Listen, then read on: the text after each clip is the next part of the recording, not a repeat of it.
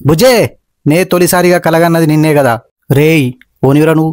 Uncle అవే కళ్ళు అదే ముక్కు అదే మూతి అదే ముఖం ఎప్పుడు ఇప్పుడు జ్వరం వచ్చినట్టు ఉంటది. మీ కూతురు సేమ్ నా బుజ్జి లెక్కుంది అంకుల్. అయితే నన్నేం చేయమంటావురా? నీ కూతురు నేను పెళ్లి చేసుకుంటా అంకుల్. కట్నం ఎంత వచ్చినా పర్లే.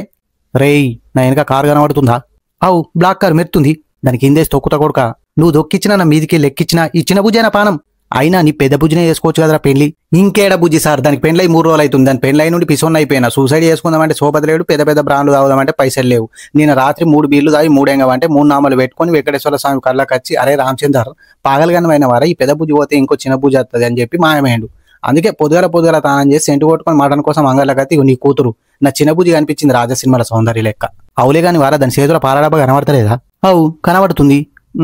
పాలు చిక్క ఉన్నట్టున్నాయి. ఒక చిన్న బాసం తీసుకుని ఒక గ్లాస్ నీళ్ళు పోసి 2 చిన్న చెంచాల జమిని చాయ్ పత్తి ఒక పెద్ద చెంచా చక్కెర వేసి కొద్దిగా అంత అల్లం ముక్క పడేసి ఒక 10 నిమిషాలు ఉంచితే అంటే గరం గరం చాయ్ రెడీ అయితే ముగ్గురం కూర్చొని మాట్లాడుకుందాం పెళ్లి ఎట్లా చేయాలను. రే పాగలు గాని వారా దాని పెళ్లి 2 ఏళ్ళు అవుతుంది. ఆ పాల డబ్బా దాని బిడ్డకే రౌలే కార్ల వెనక సీట్ల వండుకుంది పోయి చూడుపో. అంకుల్ నేను బతక.